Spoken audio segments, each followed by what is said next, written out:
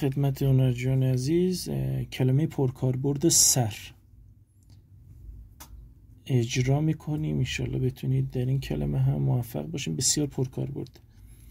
بازم تاکید میکنم زاویه 63 درجه رو متوجه بشین. قلم کمی مایل میذارین نسبت به خط عمود و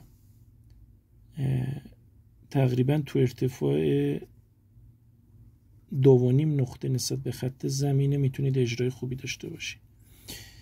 ببینید تو این فضا نیش قلم رو بیایم پایین به اندازه 1 قطع قلم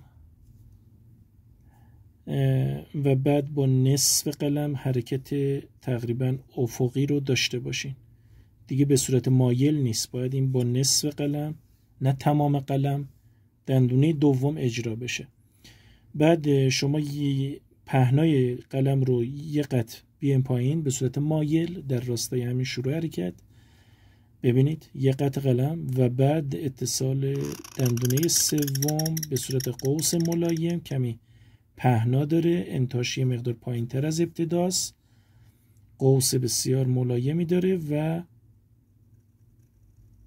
اتصال به ر رو با نیش قلم داشته باشین. ر شمشیری هم یاد گرفتید دیگه، تقریبا با نیش قلم اجرا میشه، شبیه شمشیر هستش.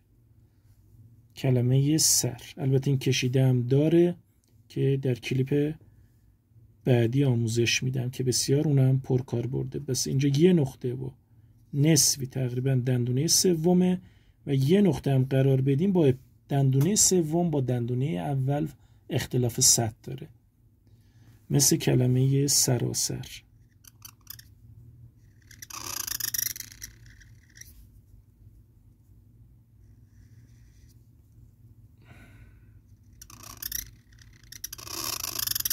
البته بهتره با یه حرکت قلم اجرا کنید، قشنگتر در میاد.